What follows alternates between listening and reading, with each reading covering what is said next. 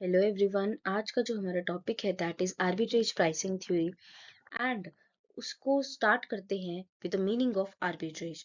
देखिए, आर्बिट्रेज का सिंपल सा मतलब है कि जब हमें दो मार्केट्स के अंदर प्राइस डिफरेंस दिखाई देता है ना, तो हम क्या करते हैं कि जहां भी हमें सस्ता मिल रहा है, ठीक है, हम वहां से बाय करने लग जाएंगे एंड जहां भी हमें महंगा मिल रहा है हम वहां पर क्या करने लग जाएंगे, सेल।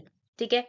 तो एंड ऐसा करके हम क्या करते हैं, रिस्क फ्री प्रॉफिट कमाते हैं, है ना। इस चीज को एक एग्जांपल के थ्रू समझते हैं, है ना। मान लो कि एक शेयर है जो कि एनएसई के अंदर कितने का मिल रहा है, 100 रुपीज का मिल रहा है। एक शेयर एनएसई के अंदर 100 रुपीज का मिल रहा है एंड वही शेयर बीएसई के अंदर कितने रुपीज का मिल रहा है, 103 रुपीज का। कितने का मिल रहा है, 103 रुपीज का। नाउ एनएससी में हम क्या करेंगे कि एनएससी में 100 रुपीज का बाय कर लेंगे एंड वही शेयर बीएससी में 103 रुपीज का सेल कर देंगे। तो एनएससी से 100 में बाय एंड बीएससी में 103 में सेल करके हमें रिस्क फ्री प्रॉफिट कितने का मिल जाएगा, 3 रुपए का रिस्क फ्री प्रॉफिट मिल जाएगा, है ना। और इसी को हम क्या बोलेंगे, आर्बिट्रेज बोलेंगे। नाउ जो आर्बिट्रेज है, ठीक है, ये अपॉर्चुनिटी हमें कब मिलती है, जब दो मार्केट के अंदर मिस प्राइसिंग है ना, कि एक मार्केट के अंदर वही चीज सस्ती मिल रही है एंड एक मार्केट के अंदर वही चीज क्या मिल रही है, महंगी मिल रही है। तो आर्बिट्रेजर बेसिकली क्या करता है कि जहां प्राइस कम होता है वहां बाय करने लग जाता है और जहां प्राइस ज्यादा होता है वहां क्या करने लग जाता है, सेल करने लग जाता है। जैसे एनएससी से बाय करेगा एनबीएससी में सेल कर देगा। तो जो भी लो प्राइस्ड मार्केट है, जैसे कि यहाँ पर क्या है, एनएससी, है ना, तो यहाँ पर क्या क्रिएट हो जाएगा, बाइंग प्रेशर। एंड आपको पता है, जब किसी भी चीज की डिमांड बहुत ज्यादा हो जाती है तो वहां पे क्या जाता है कि प्राइसेस जो है वो अप जाने लग जाते हैं, है ना। एंड बीएससी के अंदर सेलिंग प्रेशर क्रिएट हो जाएगा, है ना। और आपको ये भी पता है कि जब किसी चीज की सप्लाई बहुत ज्यादा हो जाती है तो उसका प्राइस क्या होने लग जाता है, कम होने लग जाता है ना। तो प्राइसेस बेसिकली क्या होंगे, इसका प्राइस अप जाएगा, इसका प्राइस डाउन जाएगा, तो धीरे धीरे प्राइस जो है वो इक्वल हो जाते हैं, है ना। तो इसी तरह आर्बिट्रेजर मार्केट को करेक्ट डायरेक्शन में ले जाते हैं और मिस प्राइसिंग को खत्म कर देते हैं, है ना। और जब ये प्राइस गैप कम होता चला जाता है तो हमारा जो प्रॉफिट मार्जिन है वो भी ग्रेजुअली श्रिंक हो जाता है ना। तो प्राइस डिफरेंस ऑलमोस्ट जीरो हो जाता है। तो प्राइस जो हमारा जो प्रॉफिट है वो भी खत्म हो जाता है। नाउ एक चीज और, कि जो आर्बिट्रेज अपॉर्चुनिटी होती है that is a short lived opportunity, है ना। लॉन्ग टर्म में हमें ये देखने को नहीं मिलती, क्योंकि जो इंफॉर्मेशन का फ्लो है दैट इज वेरी फास्ट। ठीक है, बहुत सारे प्रोफेशनल ट्रेडर्स इसमें लगे होते हैं and immediate buying and selling pressure create हो जाते हैं and highly efficient financial market हमें देखने को मिलती है। तो जैसी आर्बिट्रेज अपॉर्चुनिटी आती है लोग उसको एक्सप्लॉइट करना स्टार्ट कर देते हैं और प्राइसेस जो है वो इंस्टेंटली एडजस्ट होने लग जाती हैं। तो जो आर्बिट्रेज अपॉर्चुनिटी है that is a short time opportunity. तो arbitrageurs correct mispricing by buying buying क्या करते हैं, जो भी अंडर वैल्यूड एसेट है एंड सेलिंग जो भी ओवर वैल्यूड एसेट है। जैसे कि यहाँ पर ओवर वैल्यूड क्या है, बीएससी में इसका जो प्राइस था वो ज्यादा था, which increases demand and supply respectively, thereby eliminating the price differences and making arbitrage opportunity short lived। आप यहाँ से भी पढ़ सकते हैं कि arbitrage बेसिकली क्या है, earning risk free profit by exploiting the price differences for the same asset. And इसके लिए की पॉइंट्स हैं कि आप यहाँ पर साइमल्टेनियसली बाइंग एंड सेलिंग में इन्वॉल्व होते हैं, रिस्क फ्री प्रॉफिट कमाते हैं, generates risk free assets in market, arbitrageurs correct mispricing, restores equilibrium, reduces profit margin, and ये जो अपॉर्चुनिटी है that is a short lived opportunity. And इसके लिए आपके लिए यहाँ पर दूसरा एग्जाम्पल भी लिखा हुआ है कि मार्केट ए में आपको गोल्ड जो है 58,000 का मिल रहा है एंड मार्केट बी में वही गोल्ड आपको 58,500 का मिल रहा है। तो अब आप क्या करोगे कि मार्केट ए से खरीदते जाओगे एंड मार्केट बी में बेचते जाओगे, है ना। और इससे आपको क्या मिल जाएगा, 500 का प्रॉफिट मिल जाएगा। बट लॉन्ग टर्म में क्या हो जाएगा, दोनों ही मार्केट में प्राइस इक्वल आ जाएगा, क्योंकि मार्केट ए के अंदर बाइंग प्रेशर क्रिएट हो जाएगा एंड मार्केट बी के अंदर सेलिंग प्रेशर क्रिएट हो जाएगा। तो लॉन्ग टर्म में there are no profit opportunities, but short term में आप ऐसा करके रिस्क फ्री प्रॉफिट कमा सकते हैं। Now introduction to the asset pricing model. आपने डिफरेंट एसेट प्राइसिंग मॉडल पढ़े। इससे पहले वाली वीडियो में आपने कैपिटल एसेट प्राइसिंग मॉडल पढ़ा था, जिसमें आपने क्या पढ़ा था कि there is only a single factor, and वो सिंगल फैक्टर क्या होता है, जो हमारा मार्केट का रिस्क होता है ना। तो उन्होंने क्या कहा कि जो हमारा एक्सपेक्टेड रिटर्न होता है that is dependent upon market का रिस्क, ठीक है। एंड बट जो हमारा आर्बिट्रेज प्राइसिंग थ्योरी है वो कहती है कि देर आर मल्टीपल फैक्टर्स, ठीक है, कि जो हमारा रिटर्न है that depends upon multiple macroeconomic factors. And ये जो फैक्टर्स हैं ये मतलब एपीटी ने ऐसा कोई स्पेसिफाई नहीं करा, बट जो कॉमनली आपको देखने को मिलते हैं, inflation, interest rate, GDP growth, oil के प्राइसेस क्या चल रहे हैं, exchange rate, market index returns, term structure और क्रेडिट स्प्रेड, ठीक है। आप इन दोनों में पहले डिफरेंस समझ लीजिए। जो कैपिटल एसेट प्राइसिंग मॉडल है उसका जो बेसिक कंसेप्ट था दैट वाज कि एक्सपेक्टेड रिटर्न जो है वो मार्केट पोर्टफोलियो से, ठीक है, हमारा हमारा जो पोर्टफोलियो है वो कितना सेंसिटिव है उस पर डिपेंडेंट था। लेकिन जो आर्बिट्रेज प्राइसिंग थ्योरी है उन्होंने क्या कहा कि जो एक्सपेक्टेड रिटर्न है that depends upon sensitivity to multiple macroeconomic factors. CAPM model ने क्या कहा कि जो सिंगल फैक्टर मॉडल है सीएपीएम, एंड जो आर्बिट्रेज प्राइसिंग थ्योरी है that is multi factor model, है ना। नाउ जो इसमें आपको जो सोर्स ऑफ सिस्टमेटिक रिस्क है, आपको मार्केट वाइड मूवमेंट्स देखने को मिलती है, लेकिन यहाँ पर आर्बिट्रेज प्राइसिंग थ्योरी में there are multiple macroeconomic factors, ठीक है। एंड यहाँ पर मार्केट फैक्टर जो है प्री स्पेसिफाइड है, ठीक है। तो इन्होंने क्या कहा बट कि आर्बिट्रेज प्राइसिंग थ्योरी ने कि फैक्टर जो है आपको आइडेंटिफाई करने पड़ेंगे, ठीक है, पहले से कोई भी फैक्टर यहाँ पर नहीं है ना। तो बाकी की जो बातें हैं वो हम आगे धीरे धीरे समझेंगे। तो आप ये बात याद रखिएगा कि बेसिकली जो सीएपीएम है उन्होंने जो रिस्क मेजर है बीटा दिया, ठीक है। बट जो एपीटी मॉडल है उन्होंने क्या कहा, एपीटी मॉडल ने क्या कहा कि जो फैक्टर सेंसिटिविटीज जो है वो रिस्क को मेजर करती है ना। यहाँ पर हम हर एक फैक्टर के अकॉर्डिंग, ठीक है, बीटा कैलकुलेट करेंगे। Right now, next topic is arbitrage process. तो आर्बिट्रेज प्रोसेस में हम सबसे पहले क्या करेंगे, we will identify the mispricing. Suppose कि एपीटी बोलता है कि एक्सपेक्टेड रिटर्न कितना होना चाहिए, 10% होना चाहिए, पर मार्केट जो रिटर्न दे रहा है दैट इज 12%, है ना। तो इसका मतलब क्या है कि जो एसेट है वो अंडर वैल्यूड है ना। उससे रिटर्न हमने एक्सपेक्ट करा था 10%, लेकिन वो 12% दे रहा है ना। तो that means market under valued है। तो हम क्या करेंगे, उस सिक्योरिटी को हम बाय कर लेंगे, है ना, उस सिक्योरिटी को हम बाय कर लेंगे। Right now, form equivalent portfolios.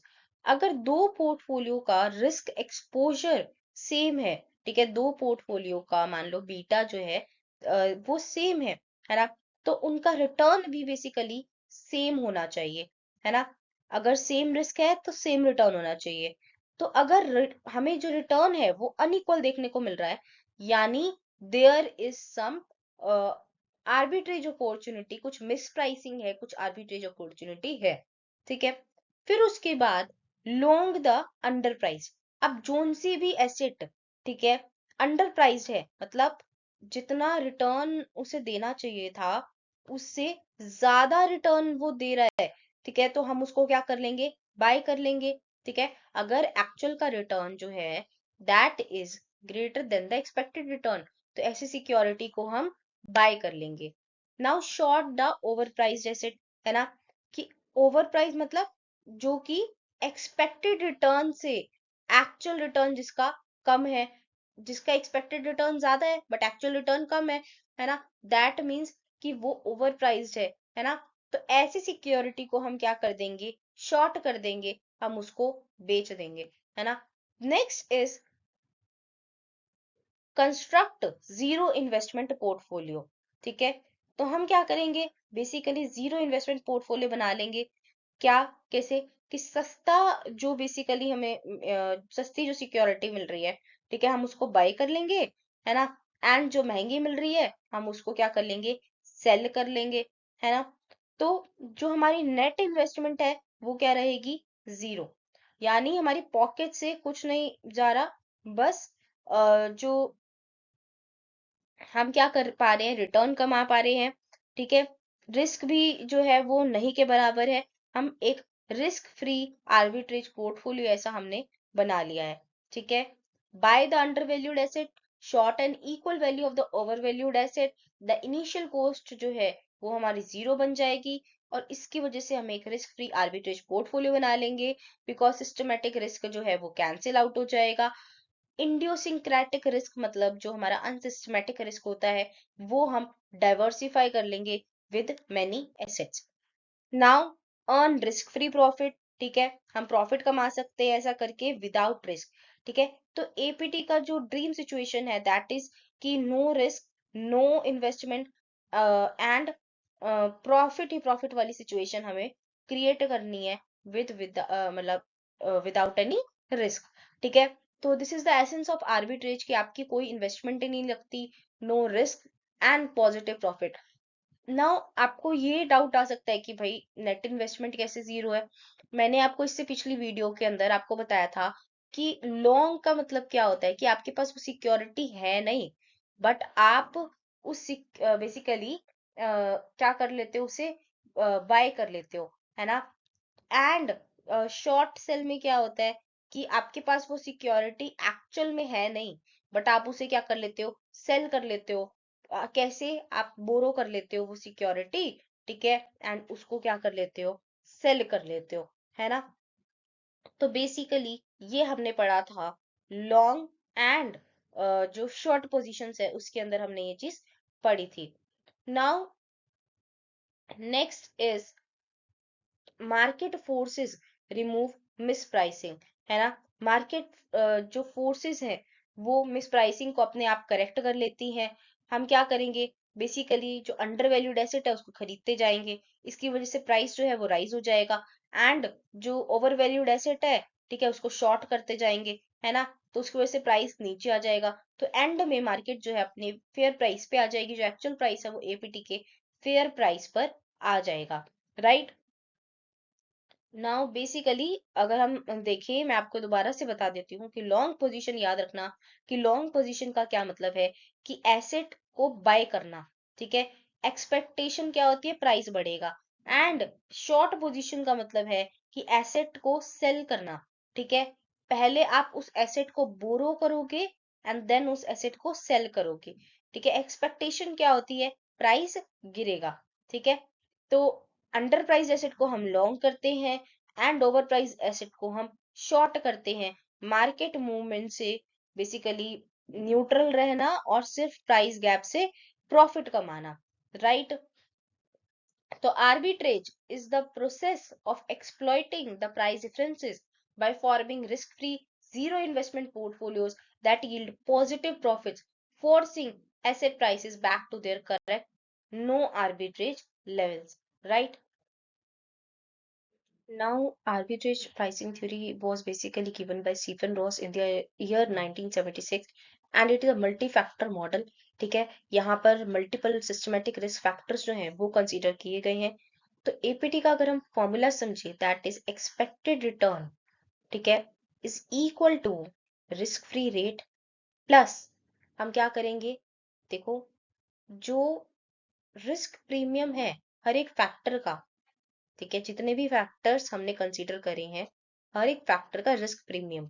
ठीक है, रिस्क प्रीमियम मतलब जो भी एक्सेस रिटर्न है, ठीक है, रिस्क प्रीमियम मतलब जो भी एक्सेस रिटर्न है, जो मार्केट उस रिस्क के लिए बेसिकली रिस्क फ्री रेट से कितना ज्यादा जो है वो रिटर्न दे रहा है, ठीक है, दैट इज एक्सेस रिटर्न। ठीक है, नाउ उसको मल्टीप्लाई कर देंगे बीटा, ठीक है, बीटा से हम मल्टीप्लाई कर देंगे, बट यहाँ पर जो हम बीटा कंसीडर करेंगे, ठीक है, वो बीटा कौन सा होगा, ठीक है, जो सिक्योरिटी बेसिकली मान लो सिक्योरिटी आई है, उसकी सेंसिटिविटी देखेंगे हम हर एक फैक्टर के साथ। जैसे सिक्योरिटी आई की sensitivity related to first factor वो क्या हो जाएगा, BI1। ठीक है, सिक्योरिटी आई की sensitivity related two factor 2 is BI2। और इसी तरीके से हम हर एक फैक्टर की सेंसिटिविटी देखेंगे रिलेटेड टू डिफरेंट फैक्टर्स, और फिर हम क्या कर देंगे, उसमें हम अपना इंडियोसिंक्रेटिक रिस्क, जिसे कि हम अनसिस्टमैटिक रिस्क कहते हैं, ठीक है, या रेजिडुअल टर्म है जो, उसको हम ऐड कर देंगे। तो ऐसे हमारा क्या आ जाएगा, एपीटी का फॉर्मूला जो है वो आ जाएगा। Next is theoretical foundations. ठीक है, थियोरेटिकल फाउंडेशन में आप सबसे पहले पढ़ेंगे नो आर्बिट्रेज प्रिंसिपल। तो एपीटी का जो बेस प्रिंसिपल है that is no arbitrage condition होनी चाहिए। अगर कोई एसेट अपने रिस्क के कंपैरिजन में ओवर प्राइस या अंडर प्राइस है, आर्बिट्रेजर्स उसका प्रॉफिट एक्सप्लॉइट करते हैं। ये प्रिंसिपल इंश्योर करता है कि मिस प्राइसिंग ऑटोमेटिकली करेक्ट हो जाती है। Next is low of one price. ठीक है, ये लो कहता है कि सेम रिस्क एक्सपोजर वाले एसेट्स का एक्सपेक्टेड रिटर्न सेम होना चाहिए। अगर ये इनइक्वालिटी एग्जिस्ट करें तो आर्बिट्रेज अपॉर्चुनिटी जो है वो एग्जिस्ट कर सकती है। ठीक है, नेक्स्ट इज फ्लेक्सिबिलिटी। एपीटी एक फ्लेक्सिबल मॉडल है क्योंकि इसमें फिक्स्ड नंबर ऑफ फैक्टर्स नहीं होते। इन्वेस्टर्स और researchers relevant economic factors choose कर सकते हैं depending upon market conditions. Next is empirical factor identification. APT का फाउंडेशन है कि फैक्टर्स को एम्पेरिकली आइडेंटिफाई किया जा सकता है। रिसर्चर्स हिस्टोरिकल डेटा का एनालिसिस करके मैक्रो इकोनॉमिक या स्टैटिस्टिकल फैक्टर्स डिटर्मिन करते हैं जो एसेट रिटर्न्स को एक्सप्लेन करते हैं, है ना। Now next is assumptions of APT. तो सबसे पहली assumption है investors are risk averse and utility maximizers. Investors risk averse होते हैं और हमेशा अपनी यूटिलिटी मैक्सिमाइज करने की कोशिश करते हैं। मतलब हायर रिटर्न के लिए हायर रिस्क लेना तभी एक्सेप्टेबल होता है ना। Now next is homogeneous beliefs. सब इन्वेस्टर्स के एक्सपेक्टेशंस और beliefs about risk and return जो है वो सिमिलर देखने को मिलते हैं। मतलब सेम फैक्टर्स और एक्सपोजर्स को सेम तरीके से इंटरप्रेट करते हैं। Next is perfect market. Markets perfectly competitive और फ्रिक्शनलेस होते हैं। इसमें नो ट्रांजेक्शन कॉस्ट, टैक्सेस या रिस्ट्रिक्शंस होते हैं और आर्बिट्रेज फ्रीली पॉसिबल है। Next is multi factor effect.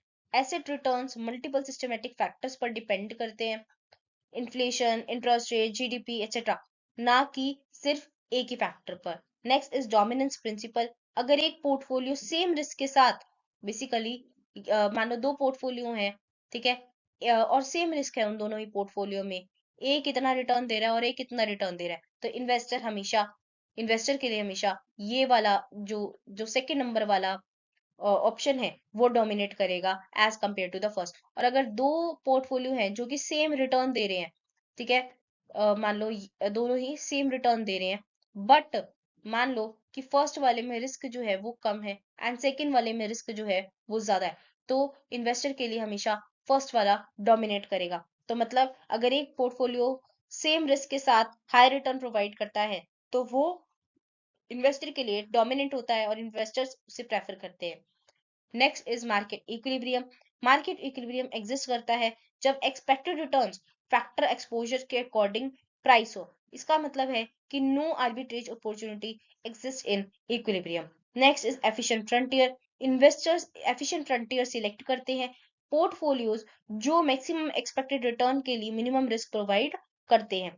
तो APT assumes risk averse utility maximizing investors with homogeneous beliefs operating in perfect markets where returns are driven by multiple factors. Dominance principles hold, markets are in equilibrium, and portfolios lie on efficient frontier. Now CAPM and APT के जो आप difference देख सकते हैं। ठीक है, CAPM में आपने सिंगल फैक्टर देखा, बट एपीटी में आप मल्टीपल फैक्टर देखेंगे। ठीक है, सीएपीएम जो है उसमें फैक्टर जो था दैट वाज प्री डिफाइंड कि मार्केट का पोर्टफोलियो जो है एक ही फैक्टर था, लेकिन एपीटी के अंदर आप मल्टीपल फैक्टर्स देखेंगे। ठीक है, एंड वो जो है वो प्री डिफाइंड नहीं होता, आप इंपीरिकली उसको आइडेंटिफाई करेंगे। ठीक है, नेक्स्ट इज सीएपीएम की जो अजम्पशन है they are restrictive but APT की फ्लेक्सिबल है। आप जो इसके अंदर डिफरेंट फैक्टर्स जो हैं उसको आइडेंटिफाई करेंगे। CAPM में जो रिस्क मेजर है दैट इज बीटा, जो कि एक सिंगल रहता है, लेकिन APT में हर एक फैक्टर के अकॉर्डिंग डिफरेंट बीटा होता है, देयर आर मल्टीपल बीटास। ठीक है, CAPM में आप अज्यूम करते हैं कि इन्वेस्टर रैशनल है, रिस्क एवर्स है। APT में आप फैक्टर रिलेशनशिप्स के ऊपर फोकस करते हैं। Now expected return under APT, कि एक्सपेक्टेड रिटर्न क्या होता है आप जब APT की बात करें। ठीक है, तो बेसिकली एक्सपेक्टेड रिटर्न के लिए मैंने आपको बताया कि वही चीज है ये, कि आपको अगर एक्सपेक्टेड रिटर्न निकालना है तो वो मल्टीपल सिस्टमेटिक फैक्टर्स के ऊपर डिपेंडेंट होगा। ठीक है, आप फैक्टर 1, फैक्टर 2, ऐसे ही आपके जितने भी पोर्टफोलियो में जितने भी फैक्टर हैं, ये बेसिकली आप उसके क्या ले लेंगे, रिस्क प्रीमियम ले लेंगे। रिस्क प्रीमियम मतलब कितना रिटर्न वो एक्स्ट्रा दे रहे हैं as compare to risk free rate. ठीक है, नाउ उसको मल्टीप्लाई कर देंगे उनके जो बीटाज है। ठीक है, जैसे आप मान लीजिए सिक्योरिटी एक सिक्योरिटी 1 है। ठीक है, उस उसका देखेंगे कि आप उस that security is sensitive to the first factor, and कितनी सेंसिटिव है, दैट इज बीटा I1। ठीक है, देन जो आई सिक्योरिटी है वो सेकंड फैक्टर से कितनी सेंसिटिव है, दैट इज बीटा I2। ठीक है, इस तरीके से जितनी भी आपकी जितने भी फैक्टर्स हैं उनका रिस्क प्रीमियम को आप बीटा से मल्टीप्लाई कर देंगे। ठीक है, एंड देन आप उसमें रिस्क फ्री रेट ऐड कर देंगे, एंड जो भी आपका अनसिस्टमेटिक रिस्क है, रेजिडुअल टर्म है, वो आप ऐड कर देंगे। तो ये आपका आ जाएगा एक्सपेक्टेड जो रहता है। ठीक है, now systematic component of the return, this is systematic component of return. ठीक है, नाउ रिस्क अंडर APT कैसे मेजर करेंगे, सबसे पहले हम मेजर करेंगे सिस्टमेटिक रिस्क। ठीक है, सिस्टमेटिक रिस्क कहाँ से आएगा, it comes from the exposure to each factor। ठीक है, that is measured by beta। ठीक है, price risk, investors demand a premium part of expected return। Unsystematic risk क्या है, जो कि बेसिकली इडियोसिंक्रेटिक रिस्क है, मैंने आपको ऑलरेडी बताया कि दैट इज रेजिडुअल। ठीक है, it is represented by the residual, and unsystematic risk को आप डाइवर्सिफाई कर सकते हो। ठीक है, and this is about betas under APT। तो इस चीज को हम ऑलरेडी समझ चुके हैं ऑलरेडी, कि अगर बीटा जितना ज्यादा हाई होगा, ठीक है, जो रिटर्न है वो ज्यादा सेंसिटिव होगा, रिस्क ज्यादा हो जाएगा। ठीक है, फैक्टर के लिए रिटर्न हमारा ज्यादा सेंसिटिव होगा।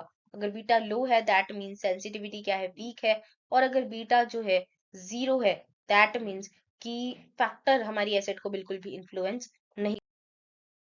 Now empirical studies on APT, empirical studies बताती हैं कि आर्बिट्रेज प्राइसिंग थ्योरी ज्यादा रियलिस्टिक है, क्योंकि ये मल्टीपल रिस्क फैक्टर्स को कंसीडर करती है। रिसर्च एविडेंस ये सजेस्ट करते हैं कि एसेट रिटर्न्स सिर्फ मार्केट रिस्क से एक्सप्लेन नहीं होते, बल्कि inflation, interest rate, GDP growth, exchange rate, इन सब फैक्टर्स का भी इन पर स्ट्रॉन्ग इम्पैक्ट देखने को मिलता है। हाँ, एग्जैक्ट फैक्टर्स मार्केट और टाइम के साथ चेंज होते रहते हैं। So these are the applications of the APT। सबसे पहली एप्लीकेशन है एसेट अलोकेशन। APT का यूज एसेट अलोकेशन में किया जाता है by identifying important risk factors. पहले रेलेवेंट इकोनॉमिक फैक्टर्स आइडेंटिफाई किए जाते हैं, फिर एसेट सिलेक्ट किए जाते हैं जिनकी फैक्टर सेंसिटिविटीज डिफरेंट होती है। इससे एफिशिएंट और वेल डाइवर्सिफाइड पोर्टफोलियो बेसिकली बनता है। यहाँ डाइवर्सिफिकेशन एसेट्स के बीच नहीं, बल्कि फैक्टर्स के बीच होती है। Next is cost of capital estimation. APT cost of capital calculate करने में भी मदद करती है। हर फैक्टर का अपना रिस्क प्रीमियम होता है। सिक्योरिटी के फैक्टर सेंसिटिविटीज को उन रिस्क प्रीमियम से मल्टीप्लाई किया जाता है। इससे टोटल एक्सपेक्टेड रिटर्न या कॉस्ट ऑफ कैपिटल निकलता है। ये अप्रोच CAPM से ज्यादा रियलिस्टिक है, क्योंकि इसमें मल्टीपल रिस्क फैक्टर्स जो है हम कंसीडर करते हैं। Next is fund performance evaluation. APT का यूज म्यूचुअल फंड्स और पोर्टफोलियो मैनेजर्स की परफॉर्मेंस इवैल्यूएट करने के लिए होता है। फंड्स के जो रिटर्न होते हैं, बेसिकली फंड्स के रिटर्न को APT बेस्ड बेंचमार्क से कंपेयर किया जाता है। ये चेक होता है कि रिटर्न मैनेजर स्किल से आए हैं या फिर रिस्क एक्सपोजर की वजह से। मैनेज फंड्स को पैसिव बेंचमार्क से ऑब्जेक्टिवली कंपेयर किया जाता है, right. So there are some challenges of APT कि डेटा लिमिटेशंस है, लॉन्ग टर्म और रिलायबल मैक्रो इकोनॉमिक जो डेटा है वो इजीली अवेलेबल नहीं होता है। नेक्स्ट इज फैक्टर रिडंडेंसी, कुछ फैक्टर्स ओवरलैपिंग इंफॉर्मेशन देते हैं, इससे रिजल्ट्स बाइस्ड हो सकते हैं। Next is time varying beta, factor sensitivities time के साथ चेंज होती रहती हैं, स्टेबल बीटा अज्यूम करना अनरियलिस्टिक हो जाता है।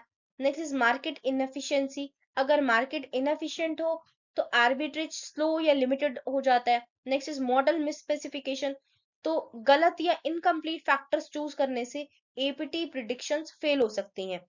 सो बेसिकली अगर मैं इस चीज को कंक्लूड करूं तो एपीटी एक वर्सेटाइल और पावरफुल एसेट प्राइसिंग मॉडल है, लेकिन इसका सक्सेस फैक्ट जो है सही फैक्टर्स सिलेक्ट और हाई क्वालिटी बेसिकली डेटा पर डिपेंडेंट होता है।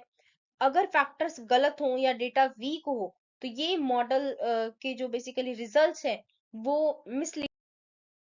सो एडवांटेजेस ऑफ एपीटी, सबसे पहला एडवांटेज है मल्टीपल रिस्क फैक्टर्स। एपीटी सिर्फ जो मार्केट रिस्क है उस पर डिपेंडेंट नहीं होता, बल्कि मल्टीपल इकोनॉमिक रिस्क फैक्टर्स पर डिपेंडेंट है, जैसे inflation, interest rate, then we have GDP growth, ठीक है, एक्सचेंज रेट, ठीक है। तो बेसिकली एपीटी इन सब फैक्टर्स को कंसीडर करता है, इससे एसेट रिटर्न्स का जो एक्सप्लेनेशन है वो ज्यादा रियलिस्टिक हो जाता है, ठीक है। नेक्स्ट इज फ्लेक्सिबिलिटी, एपीटी एक फ्लेक्सिबल मॉडल है क्योंकि इसमें फिक्स्ड या प्री डिटर्मिन्ड फैक्टर्स नहीं होते हैं। इन्वेस्टर्स और रिसर्चर्स बेसिकली अपने मार्केट के अकॉर्डिंग रेलेवेंट फैक्टर्स चूज कर सकते हैं। Next is empirical testability, APT को रियल वर्ल्ड डेटा के साथ टेस्ट किया जा सकता है। एम्पेरिकल स्टडीज दिखाती हैं कि मल्टीपल फैक्टर्स रिटर्न्स को बेटर एक्सप्लेन करते हैं, इसीलिए एपीटी एम्पेरिकली टेस्टेबल माना जाता है। Next is risk return accuracy, तो इस यहाँ पर बेटर रिस्क रिटर्न एक्यूरेसी देखने को मिलती है। मल्टीपल रिस्क सोर्सेज को इंक्लूड करने की वजह से एपीटी एक्सपेक्टेड रिटर्न को ज्यादा एक्यूरेटली एस्टिमेट करता है compared to single factor model जैसे कि सीएपीएम है, ठीक है। Next is portfolio management utility, APT portfolio managers को हेल्प करता है फैक्टर एक्सपोजर कंट्रोल करने में, एफिशिएंट पोर्टफोलियो डिजाइन करने में, रिस्क डाइवर्सिफिकेशन बेटर तरीके से अचीव करने में। Next is detect miss pricing और आर्बिट्रेज अपॉर्चुनिटीज, एपीटी का कोर प्रिंसिपल नो आर्बिट्रेज है। अगर कोई एसेट अपने रिस्क के कंपैरिजन में ओवर प्राइस या अंडर प्राइस हो तो एपीटी मिस प्राइसिंग डिटेक्ट करता है और आर्बिट्रेज अपॉर्चुनिटीज आइडेंटिफाई करने में मदद करता है। तो APT offers a flexible multiple factor and empirically testable framework that improves risk return accuracy, aids portfolio management, and help identify mispricing and arbitrage opportunities. Now, next topic is limitations of APT. तो सबसे पहला है factor identification is challenging. APT की सबसे बड़ी problem यही है कि कौन से फैक्टर्स यूज करें, ये जो है वो क्लियरली डिफाइंड नहीं है। अलग अलग स्टडीज अलग अलग फैक्टर सजेस्ट करती हैं, जिससे कंफ्यूजन और इनकंसिस्टेंसी आ जाती है। Next is data and model limitations, reliable और long term macro economic data easily available नहीं होता, पुअर डेटा क्वालिटी या गलत मॉडल स्पेसिफिकेशन से रिजल्ट्स जो है हमारे मिसलीडिंग हो सकते हैं। Next is time varying beta, APT assume करता है कि फैक्टर सेंसिटिविटीज यानी कि बीटाज स्टेबल होती है, लेकिन रियलिटी में जो बीटाज हैं वो टाइम टू टाइम चेंज होती रहती है ना, तो इसकी वजह से प्रिडिक्शन एक्यूरेसी जो है वो अफेक्ट हो जाती है। Next is assumption of perfect market, APT ये मान लेता है कि मार्केट्स में आर्बिट्रेज अपॉर्चुनिटीज फ्रीली एग्जिस्ट और क्विकली एक्सप्लॉइट हो जाती हैं, जबकि रियल वर्ल्ड में ट्रांजैक्शन कॉस्ट, टैक्सेस और रिस्ट्रिक्शंस होती हैं। Next is complexity, multiple factors, betas और रिस्क प्रीमियम की वजह से एपीटी कॉम्प्लेक्स और डिफिकल्ट टू अप्लाई हो जाता है, especially compared to simple models like CAPM. Sixth is linear relationship assumption. APT assume करता है कि रिटर्न्स और रिस्क फैक्टर्स के बीच लीनियर रिलेशनशिप होता है, जबकि रियल मार्केट में ये रिलेशनशिप नॉन लीनियर भी हो सकता है। तो I would like to conclude कि although APT is a powerful multi-factor model, its practical use is limited due to difficulty in factor identification, data issues, changing betas, strong market assumptions, complexity and linearity assumption. उसके बाद ये difference जो है आप यहाँ से देख सकते हैं, ठीक है। ऑल्दो मतलब ऑलमोस्ट सब सिमिलर डिफरेंसेस हैं, ठीक है, कि यहाँ पर एक सिंगल फैक्टर कंसीडर करेंगे, बल्कि यहाँ पर हम मल्टीपल फैक्टर्स हम कंसीडर करेंगे। देन इसका ये फॉर्मूला है, ठीक है। इसमें आप रेजिडुअल टर्म भी ऐड कर सकते हैं, और यहाँ पर भी आप रेजिडुअल टर्म ऐड कर सकते हैं। ये आपका फॉर्मूला बन जाएगा दोनों का। आप दोनों के फॉर्मूलेज जो हैं वो देख सकते हैं।